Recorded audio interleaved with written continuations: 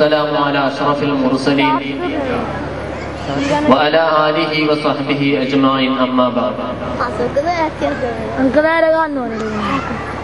ബഹുമാനപ്പെട്ട ഉസ്താദ് അവറുകളെ, പണ്ഡിതന്മാരെ, സഹോദര സഹോദരികളെ, നാം എല്ലാവരും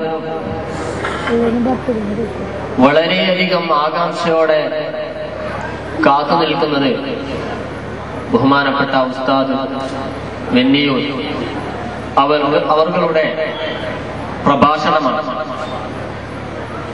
അതുകൊണ്ട് തന്നെ മഹത്തായ ഈ പരിപാടിയിലേക്ക് കമ്മിറ്റിക്ക് വേണ്ടി സ്വാഗതം ചെയ്യുക എന്നുള്ളത് മാത്രമാണ്, അതിനുവേണ്ടി മാത്രമാണ് ഞാൻ എഴുന്നേറ്റ് നിന്നിട്ടുള്ളത്. പ്രിയമുള്ള മുഅ്മിനീങ്ങളെ, അതിന് മുമ്പായി ഒന്ന് രണ്ട് കാര്യം ഓർമ്മപ്പെടുത്താനുള്ളത്. അതുപോലെ തന്നെ ഓട്ടം ഇനി വേണ്ട എന്ന് ഖാലിഖായ പടച്ച തമ്പുരാനെങ്ങാനും തീരുമാനിച്ചാൽ എന്റെ യുവാക്കളെ, പിന്നെ നിങ്ങൾ റോട്ടിലിരിക്കില്ല, പിന്നെ നിങ്ങൾ അങ്ങാടിയിലിരിക്കില്ല. നിങ്ങൾ മനസ്സൊരുക്കി അല്ലാഹുവിനോട് പറയും, നാദാ, ആ മണവാട്ടി ഉറൂസിലൊന്ന് ചെല്ലാനേക്ക് കഴിഞ്ഞിരുന്നെങ്കിൽ ഞാൻ ആ സദസ്സിലൊന്ന് ചെന്നിരിക്കുമായിരുന്നു റബ്ബേ. ഇന്ന് ആ സമയത്ത് നിങ്ങൾ മനസ്സൊരുക്കി ഭൂമിയിൽ നമ്മളെ വീട്ടിന്റെ ഉള്ളിൽ കുഴഞ്ഞു കിടക്കുന്ന സമയത്ത് എന്റെ യുവാക്കളെ, രക്ഷിതാക്കളെ ദുആ ചെയ്യേണ്ടി വരും കേട്ടോ. ഞാൻ കഴിഞ്ഞ വെള്ളിയാഴ്ച നിങ്ങളെ കാര്യം നിങ്ങളുടെ മുമ്പിൽ ഓർക്കുകയാണ്. ഒരു ചുറുചുറുക്കുള്ള ചെറുപ്പക്കാർ കഴിഞ്ഞ വെള്ളിയാഴ്ച ഞാൻ ഖുത്ബ കഴിഞ്ഞ് പുറത്തിറങ്ങിയപ്പോൾ, ജുമുഅ നിസ്കാരം കഴിഞ്ഞ് പുറത്തിറങ്ങിയപ്പോ എന്നോട് സംഘാടകർ, പള്ളികളിലുള്ള ചെറുപ്പക്കാർ വന്ന് പറഞ്ഞു, ഉസ്താദേ, ഒരു യുവാവ് നിങ്ങളെ വിളിക്കുന്നുണ്ട്, പള്ളികളുടെ പുറത്തൊരു ചെറുപ്പക്കാരൻ നിൽപ്പുണ്ട്. ഞാൻ ചോദിച്ചു, ആരാണ്? ഞങ്ങൾക്ക് അറിഞ്ഞുകൂടാ. രണ്ട് കൈയും കാലും കുഴഞ്ഞു നടക്കാൻ കഴിയാത്തൊരു ചെറുപ്പക്കാരനാണ്. ഞാൻ എന്താ പള്ളിയിൽ നിന്ന് നിങ്ങളുടെ കുപ്പായം ധരിച്ച് നിസ്കാരത്തിലെ ദുആ കഴിഞ്ഞിട്ട് ആരാ വിളിക്കുന്നതെന്ന് നോക്കാൻ കടന്നു ചെന്നപ്പോ, എന്റെ ചെറുപ്പക്കാരെ, നിങ്ങൾ കേൾക്കാനാ ഞാൻ പറയുന്നത്. എനിക്ക് മുൻ പരിചയമുള്ളൊരു ചെറുപ്പക്കാരന്, ഞാൻ പ്രവർത്തിക്കുന്ന സംഘടനയുടെ പ്രവർത്തകന്, എനിക്ക് പരിചയമുള്ള രാഷ്ട്രീയ, സാമൂഹ്യ, സാംസ്കാരിക രംഗത്ത് നിറഞ്ഞു നിന്നൊരു ചുറുചുറുക്കുള്ള ചെറുപ്പക്കാരനാണ്. ഇന്ന് ചെറുപ്പക്കാരന് വടിയില്ലാതെ നടക്കാൻ കഴിയില്ല. ഇന്ന് ചെറുപ്പക്കാരന് പരസഹായമില്ലാതെ വരാൻ കഴിയില്ല. ഞാൻ ചോദിച്ചു, ജഅഫർ എന്നാണ് ചെറുപ്പക്കാരന്റെ പേര്. ഞാൻ ചോദിച്ചു, പൊന്നു മോനെ, എങ്ങനെയാ നീ ഇവിടെ എത്തിയതെന്ന് ചോദിച്ചപ്പോൾ വലിക്കുന്ന കണ്ണുമായി ആ ചെറുപ്പക്കാരൻ പറഞ്ഞു, ഉസ്താദ്, പഴയ കാലത്ത് ഓടി നടന്ന ആളല്ലേ, ഇന്ന് നടക്കാൻ കഴിയാതെ വീട്ടിലിരിക്കുമ്പോ വല്ലാത്ത വിഷമം, പ്രയാസം. അതുകൊണ്ട് ഞാൻ ഏതെങ്കിലും ഓട്ടോറിക്ഷ വിളിച്ചിട്ട് ഏതെങ്കിലും പള്ളികളിലേക്ക് ചുമക്ക് പോകല് പതിവാ. എന്റെ യുവാക്കളെ, നിങ്ങൾ ചോദിക്കും, എന്താ ചെറുപ്പക്കാരന് പറ്റിയത് എന്ന്. ഒന്നുമല്ല, ഒരിക്കൽ മോട്ടോർ സൈക്കിളിൽ സഞ്ചരിക്കുകയാണ്. ഖാലിഖായ അല്ലാഹുവിന്റെ വിധി ആ ചെറുപ്പക്കാരനെ തേടിയെത്തി. ആ ചെറുപ്പക്കാരന്റെ മോട്ടോർ സൈക്കിൾ മറ്റൊരു വാഹനവുമായി ഇടിക്കുന്നു. ഇടിച്ച ബോധമില്ലാതെ ഒരുപാട് ദിവസം മെഡിക്കൽ കോളേജിൽ കിടക്കുന്നു. ഇന്ന് കാലുകൊണ്ട് ആ ചെറുപ്പക്കാരന് നടക്കാൻ കഴിയില്ല, കൈകൊണ്ട് പിടിക്കാൻ കഴിയാത്ത വിധമതാ. ഇന്ന് വികലാംഗനായി ആ ചെറുപ്പക്കാരൻ കഴിയുമ്പോ, യുവാക്കളെ, അങ്ങനത്തെ ഒരു വിഷമം റബ്ബ് നമുക്ക് തന്നിട്ടില്ല.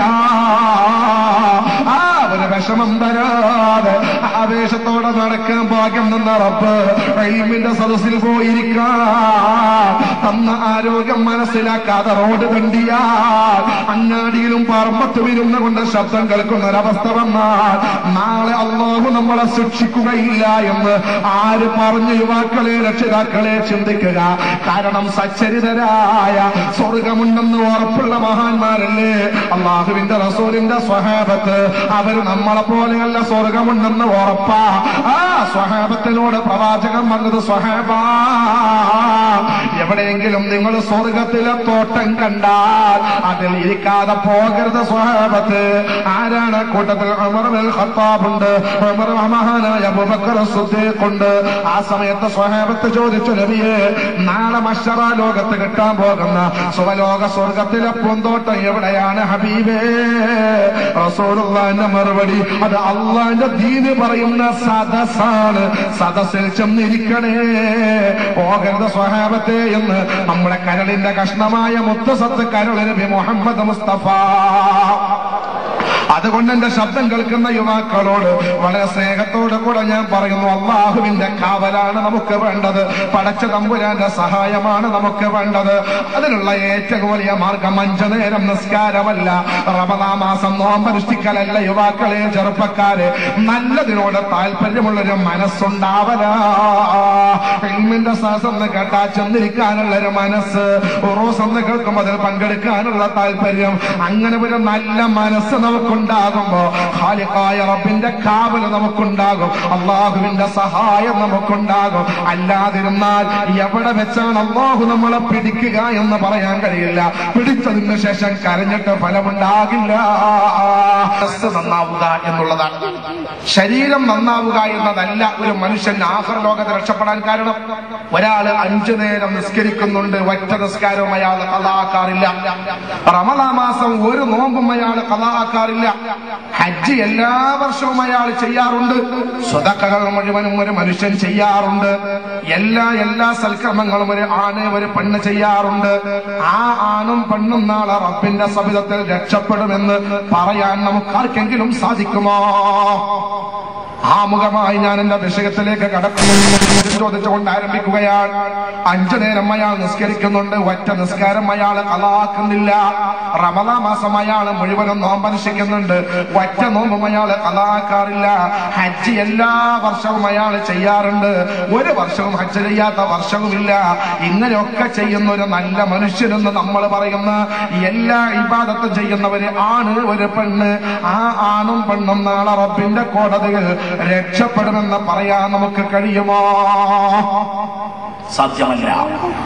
അള്ളാഹുവിന്റെ കോടതിയിൽ രക്ഷപ്പെടാൻ സാധ്യമല്ല എന്ന് നമ്മളോട് പറയുന്നത് ആരാ? അഷ്റഫുൽ ഖൽഖ് നബി മുഹമ്മദ് മുസ്തഫ. ഉറക്കച്ചൊല്ലു, മുഹമ്മദുർ റസൂലുള്ളാഹി. ലൻ യൻജുവ അഹദും മിൻകും ബിഅമലിഹി. നിങ്ങളിൽ ഒരാളും അമൽ കൊണ്ട് രക്ഷപ്പെടുകയില്ല. നിങ്ങളിൽ ഒരാളും അമല് കൊണ്ട് രക്ഷപ്പെടുകയില്ല. ഇല്ലാ അൻ യതഅമ്മദനല്ലാഹു ബിറഹ്മത്തിൻ മിൻഹു വഫദൽ. അല്ലാഹുവിന്റെ കൃപയും കാരുണ്യവും നിങ്ങളോടുണ്ടായാലല്ലാതെ നിങ്ങളിൽ ഒരാളും ലോകത്തെ ഇബാദത്ത് കൊണ്ട് രക്ഷപ്പെടുകയില്ല. സാധ്യമല്ല എന്ന് പറയുന്നത് മഹാനായ അഷ്റഫുൽ ഖൽഖ് നബി മുഹമ്മദ് മുസ്തഫ. ആണുങ്ങളെ പെണ്ണുങ്ങളെ നിങ്ങളിൽ ഒരാളും അമല് കൊണ്ട് രക്ഷപ്പെടുകയില്ല. അള്ളാഹുവിന്റെ കൃപയും കാരുണ്യവും നിങ്ങളോടുണ്ടായാലല്ലാതെ, പടച്ച തമ്പുരാന്റെ പൊരുത്തവും കാരുണ്യവും നിങ്ങളോടുണ്ടായാലല്ലാതെ നിങ്ങളിൽ ഒരാളും അമല് കൊണ്ട് മാത്രം രക്ഷപ്പെടുകയില്ല എന്ന് പറയുന്നത് ഞാനല്ല, മുഹമ്മദ് മുസ്തഫ. അള്ളാഹുവിന്റെ പ്രവാചകർ സ്വഹാബത്ത് റസൂലുള്ളാഹിനോട് ചോദിക്കുകയാണ്, യാ റസൂലല്ലാഹ്, അങ്ങയും ഇബാദത്ത് കൊണ്ട് രക്ഷപ്പെടൂലേ നബിയേ? പ്രവാചകന്റെ മറുപടി, ഇല്ല, ഞാനും രക്ഷപ്പെടുകയില്ല, അള്ളാഹുവിന്റെ കൃപ കൊണ്ട് മാത്രമാണ് ഞാൻ രക്ഷപ്പെടുക എന്ന് പറയുമ്പോ, ആണുങ്ങളെ പെണ്ണുങ്ങളെ, ഞാൻ അത്യാവശ്യം നിസ്കരിക്കുന്നവനാണ്, നോമ്പ് നോൽക്കുന്നവനാണ്, ഇബാദത്ത് ചെയ്യുന്നവനാണ് എന്ന് അഭിമാനിക്കാൻ ഭൂമി ലോകത്ത് ഒരാൾക്കും സാധ്യമല്ല.